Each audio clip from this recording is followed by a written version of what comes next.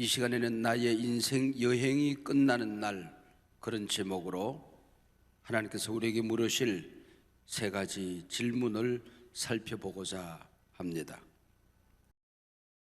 첫 번째 질문, 여러분이 이 땅에 태어난 목적, 그 이유를 알고 살아가십니까? 여러분이 이 땅에 살아가는 그 이유, 목적은 무엇입니까? 리구렌의 목적이 이끄는 삶에 보면은 이 땅 모든 그리스도인들의 삶의 목적이 있습니다. 우리는 예배하기 위해서 구원을 받았습니다. 우리는 공동체를 경험하고 소그룹 공동체를 섬기기 위해서 존재합니다. 우리 이 땅에 복음을 전하기 위해서 좀 더 건강하게, 좀 더 잘 살아야 하는 겁니다. 우리는 주님의 제자가 되고 또 내 곁에 있는 사람들의 멘토가 되어서 제자를 삼기 위해서 이 땅에 존재하는 것입니다. 우리는 우리가 살고 있는 이 세상 이웃을 섬기기 위해서 존재합니다. 모든 사람들이 가진 공통된 목적이 이것들입니다. 그러나 그 외에 나만의 고유한 삶의 목적이 있는 겁니다. 그걸 알고 살아야 한다는 것이지요. 저는 제 심장을 쪼개보면 금방 그 목적이 드러날 것입니다. 교회의 비전, 내 민족의 비전입니다. 우리 교인들도 알고 있고 또 한국교회 어지간한 사람들은 아마 이 비전을 알고 있지 않겠나 생각을 합니다. 본문의 주인공 에스라는 민족 재건의 비전, 예루살렘이 말씀으로 재건된 모습을 보기 위해서 사는 사람이었습니다. 에스라는 이방 땅 바벨론에 살면서 하나님의 율법을 많이 연구했습니다. 율법을 연구한다는 얘기는 그 말씀이 살아 역사하도록 말씀의 영성을 예리하게 나를 벼루어서 살아가는 것입니다. 그리고 자신의 삶이 몸이 그 말씀을 준행하는 것입니다. 그리고 할 수만 있으면은 백성들에게 그 말씀을 가르치는 것입니다. 지금 예루살렘으로 돌아가는 이유가 바로 말씀 부흥을 일으키기 위해서였습니다. 이걸 위해 준비했고 이걸 위해서 돌아오고 이걸 위해서 사는 것입니다. 그 어떤 상황 속에서도 흔들리지 않는 하나님으로부터 부여받은 그 고유한 목적이 있었던 거지요. 스룹바벨이 60년 전 성전을 재건했습니다. 근데 그 성전 안에 없는 게 있어요. 언약궤가 없습니다. 바벨론이 쳐들어와서 유대를 짓밟을 때에 언약궤가 사라졌습니다. 언약궤가 없는 성전은 성전이 아니죠.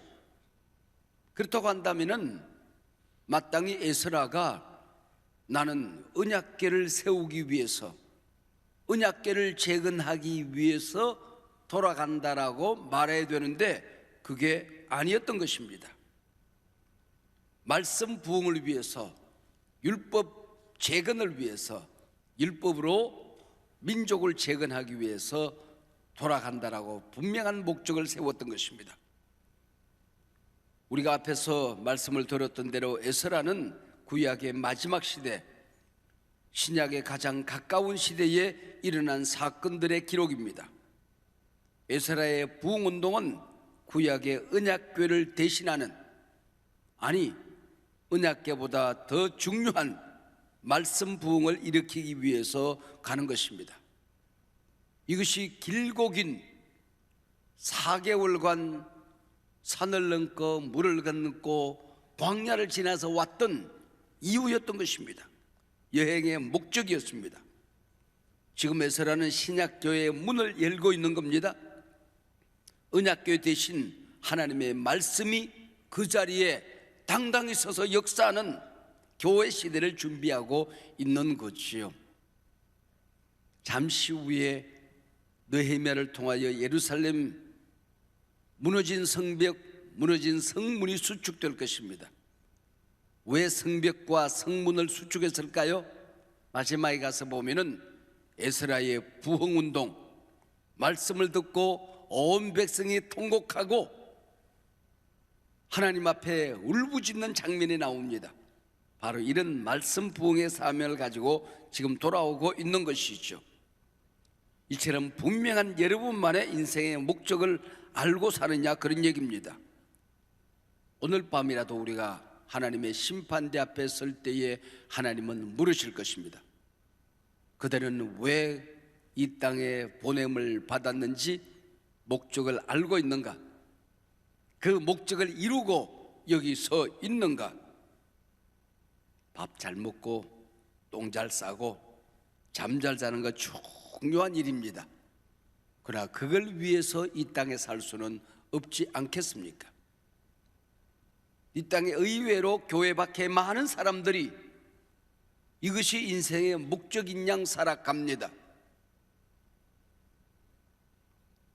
인생은 나그네 길 어디서 왔다가 어디로 가는가. 다 같이 한번 할까요? 이 질문에 대답을 가지고 살아가는 사람이 그리스도인들입니다. 내 인생의 가장 위대한 지식은 나를 지으신 하나님의 계획, 내 인생의 설계도를 아는 것입니다. 인생의 최고의 성공은 하나님이 디자인하신 목적을 성취하는 것입니다. 그 외의 것은 어쩌면 낭비입니다. 형통이라고 하는 말이 있죠. 좌로나 우로나 치우치지 말라, 그러면 우리의 삶이 형통하리라. 이 형통이라고 하는 말을 영어 번역에 보니까 good success, 좋은 성공이라고 했습니다. 그것은 삶의 목적을 잘 이루었다, 그 얘기입니다. 우리 형통이라고 그러면 내 뜻대로 뭐가 잘 되는 걸 얘기합니다. 그러나 성경이 말하는 형통은 그 목적을, 이 땅에 태어난 이유를 잘 이룬 good success, 멋진 성공을 이루었다, 그런 얘기입니다. 내 인생의 설계도는 성경 안에 있습니다. 성경은 인생의 매뉴얼입니다. 그리고 나라는 존재 안에 설계도가 있습니다. 나는 어떤 열정이 있지? 내 꿈이 뭐지? 꿈은 꾸는 것이 아니고 꾸어지는 거죠. 인생의 비전은 내가 지어서 만드는 것이 아니고 하나님이 나를 빚어 만들 때 이미 내 안에 설계도 안에 있는 겁니다. 알아요.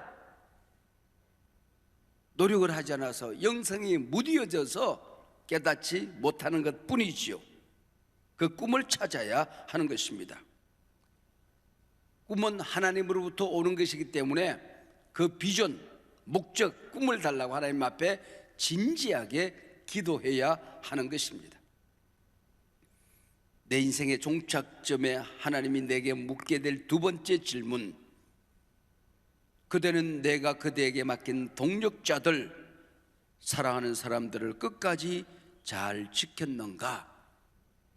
사랑하는 자녀들, 또 함께 교회를 섬기는 동역자들, 내게 제자가 있다면 그 제자를 잘 세워주는 멘토 역할 잘 감당했느냐, 그런 얘기입니다. 에스라에게 하나님은 고국으로 돌아와서 함께 영적 부흥을 일으킬 1,500여 명의 동력자들을 붙여주셨습니다. 8장을 펼치고 1절부터 14절까지 읽어보면 그 이름들이 가족별로 기록이 되어져 있습니다. 1,500여 명이 4개월에 걸쳐서 고국으로 돌아오는 길, 그야말로 험난한 길이었습니다. 도적대와 강도들이 우글거리는 길이었습니다. 아이들과 노약자들과 함께 오기에는 너무나도 험하고도 힘든 길이었습니다. 에스라의 사명이 있다면은 4개월여간에 걸친 1,500명의 이 여정을 잘 지켜내야 하는 책임이 그에게 주어진 것입니다. 사람의 인품과 신앙 인격은 위기, 힘든 일, 무거운 일을 만나보면 금방 그 진가가 드러납니다. 평탄할 때는 그 진가가 잘 드러나지가 않습니다. 위기를 만나면 자기 살 길을 먼저 찾는 사람들이 있습니다.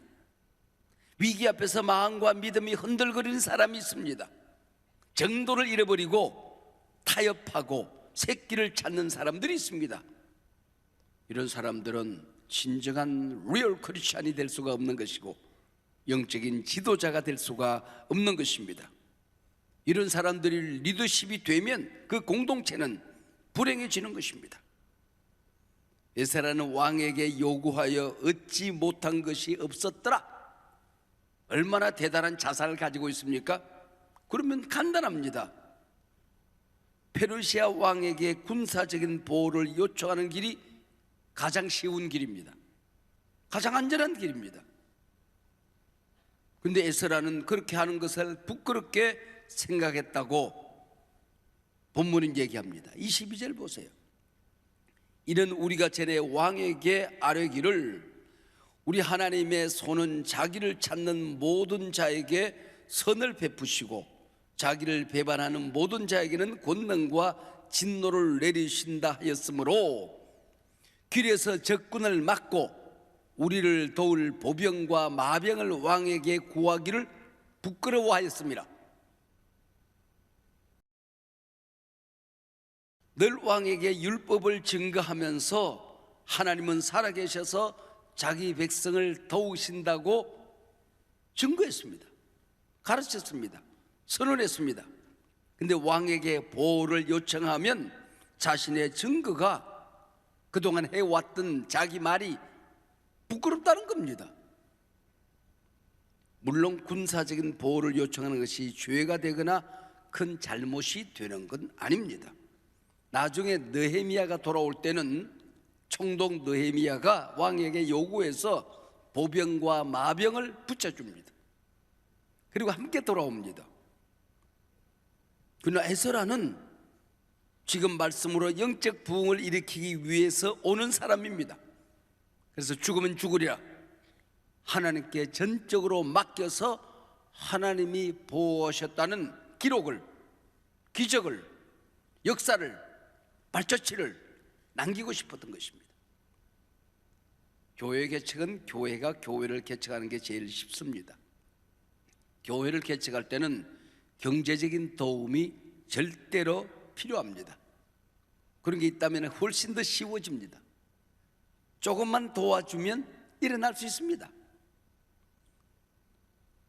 또 한소망교회 개척을 전폭적으로 지원했다고 나서는 교회도 있었습니다.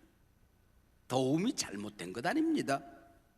그 도움이 하나님의 도움일 때가 참 많이 있습니다. 그러나 저는 우리 교회는 이 모든 도움을 거절했습니다. 왜냐하면 개척하는 목적이 분명했기 때문입니다. 영적 위기 시대 한 교회만이라도 돈 부흥, 부동산 부흥이 아니라 순수 복음만으로 맨손 맨몸 맨 땅에서 일어나는 모습을 보여주어야 한다고 생각했습니다. 그래야 복음의 능력, 성령의 능력, 하나님은 위기 시대도 역사한다고 기록을, 역사를 남길 수가 있었기 때문입니다. 그래서 우리 교회는 하나님만 의지하고 맨 땅에 헤딩하기로 개척 초기 결단을 한 것입니다. 모든 교회가 우리 교회처럼 할 필요는 없습니다. 모든 사람들이 에스라처럼 결단할 필요는 없는 겁니다. 그러나 적어도 에스라는 영적 부흥을 일으켜야 되는 사람이기 때문에 하나님 앞에 거룩한 결단을 한 것이죠. 우리 교회는 우리 교회 자체가 이 시대의 메시지인 이유가 여기에 있는 것입니다. 영적 지도자 에스라는 자신에게 맡겨진 1,500명 귀한 자들을 지키는 방법으로 뭘 선택했어요? 기도를 선택했습니다. 하나님을 선택했습니다. 금식 기도를 결단한 것입니다. 21절, 그때 내가 아하와 강가에서 금식을 선포하고 우리 하나님 앞에서 스스로 겸비하여 우리와 우리 어린아이와 모든 소유를 위하여 평탄한 길을 그에게 간구하였느니라. 전능하신 하나님을 붙들고 하나님이 친히 노약자들과 우리의 소유를 지켜달라고 매달렸던 것입니다. 금식하며 매달리는 에스라와 동력자들을, 금식하며 기도하는 이 사람들을 하나님이 외면하셨나요? 23절, 그의 응낙하심을 입었느니라. 응답하고 하나님이 그렇게 해보라고 허락했다는 겁니다. 하나님이 당연히 지켜주셨죠. 31절 이렇게 되어져 있습니다. 첫째 날 12일에 우리가 아하와 강을 떠나 예루살렘으로 갈새 우리 하나님의 손이 우리를 도우사 대적과 길에 매복한 자의 손에서 건지신지라. 할렐루야. 매복하고 재산을 뺏고 약탈하려고 하는 사람들의 눈을 어둡게 했는지, 그들에게 어떤 자연적인 재앙이 있었는지 모르지만은 분명히 하나님의 손이 우리를 도우사 대적과 길에 매복한 자의 손에서 건지신지라. 하나님께서는 에스라와 1500명의 금식 기도를 외면하지 아니했다 하는 것입니다. 단장이란 말에 얽힌 사연을 여러분은 아시지요? 진나라 때 환원이란 장소가 촉을 징벌하기 위해서 양쯔강을 오르고 있었습니다. 한 병사가 새끼 원숭이를 잡아왔습니다. 어미 원숭이는 새끼를 잡아간 배를 쫓아옵니다. 배결이를 달려오며 울부짖습니다. 강어기가 좁아진 삼엽이라는 협곡을 지날 때에 높은 언덕에서 자기 몸을 날려서 새끼가 있는 배 안으로 뛰어들어옵니다. 그러더니 폭 쓰러져서 죽어요. 피를 토하고. 병사들이 어미 원숭이의 배를 가르니 창자가 토막토막 끊어져 있었습니다. 새끼를 잃어버린 아픔에 울부짖음에 창자가 끊어져 있었던 것이죠. 이 모습을 본 환호는 새끼 원숭이를 돌려보냅니다. 그리고 새끼 원숭이를 잡아온 병사에게 혼을 내죠. 여러분, 우리는 이 원숭이 한 마리만 못할 때가 얼마나 많이 있습니까? 내 어머니와 살아왔던 60여 년 가까이 단 하루 새벽도 어머니는 기도의 시간을 놓친 적이 없이 사는 모습을 보아왔습니다. 그리고 갔다 온 다음에는 성경을 펼쳐놓고 또 골방에서 기도를 합니다. 그 기도는 언제나 한 가지였습니다. 사랑하는 자식 영모를 위한 기도였습니다. 추워서 눈보라가 세서 집에서 기도하라고 제가 만류하면은 아니다, 내가 너한테 해줄 건 이거밖에 없는 기라. 이 기도가 나를 지켰고 이 기도가 나를 만들었고 나를 세웠다고 저는 분명히 믿어지는 걸 어떡합니까? 아니다, 내가 너한테 해줄 거는 이거밖에 없는 기라. 의미가 못나서.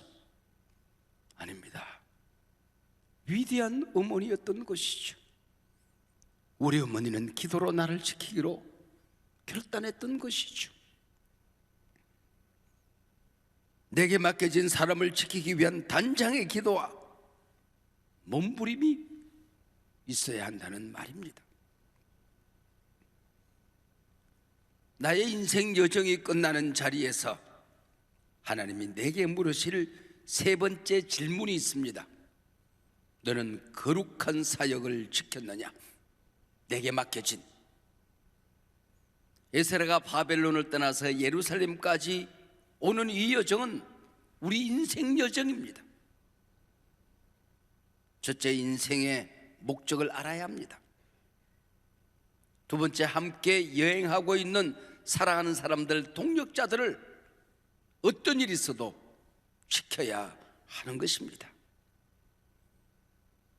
세 번째는 거룩한 일을 지키는 것입니다.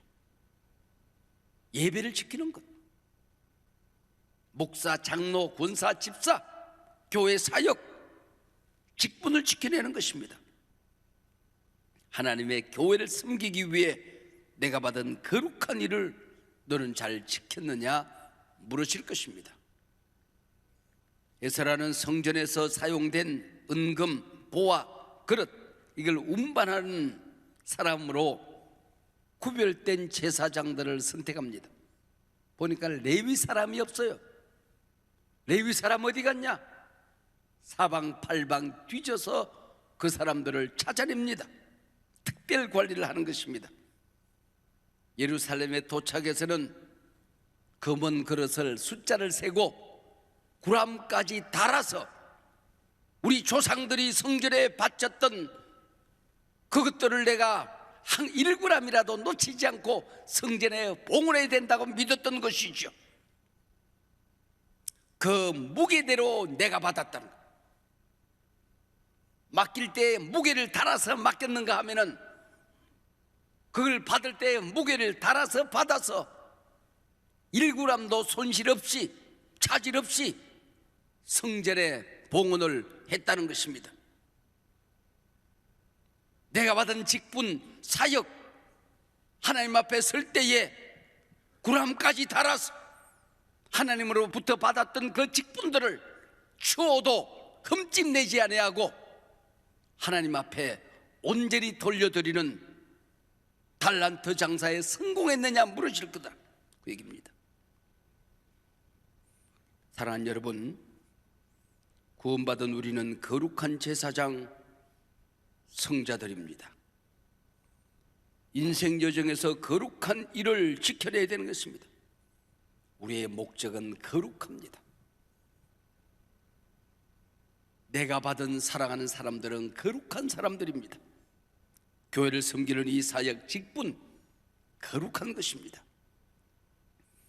내 인생 여정이 끝나는 그날 하나님은 내게 물으실 것입니다. 주님이 피 흘려 세운 몸된 교회를 거룩하게 섬기기 위해 경외감이 있었느냐? 여러분, 교회는 아무 일도 하지 않으면서 알량한 입으로 교회가 이렇고 저렇고 운운하는 것, 자기 자신에게 물어야 됩니다. 나는 뭘 했는가? 오늘 우리는 예배를 지키기 위해 그 옛날 믿음의 선진들처럼 생명을 걸었는가? 사역의 자리, 사명의 자리를 세상의 그 어떤 일보다도 우선순위를 두고 지켰는가? 에스라가 그토록 조심스럽게 두려움을 가지고 성전을 섬길 도구들을 구람까지 달아서 맡기고 받아서 봉헌했던 것처럼 말입니다. 내 인생 여행이 끝나는 날 하나님이 물으실 세 가지 질문, 이 아침 우리 한 사람 한 사람 각자 자기 자신에게 물어보십시다. 나는 내가 왜 이 땅에 태어났는지, 하나님의 설계도, 나를 위한 하나님의 매뉴얼, 그 목적을 알고 사는가? 그것을 위해서 헌신하는가? 두 번째는 함께 인생을 살아가는 여정의 동력자들, 동반자들을 어미 원숭이만큼이라도 진정한 사명을 가지고 지키고 있는가? 세 번째는 제 몸된 교회를 위한 나의 거룩한 일을 나는 지키고 있는가?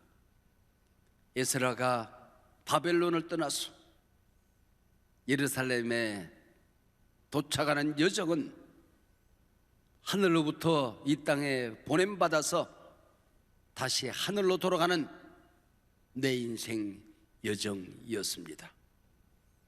마지막 날 하나님이 물으실 세 가지 질문, 오늘 자기 자신에게 묻고 던져보는 귀한 아침이 되시기를 바랍니다.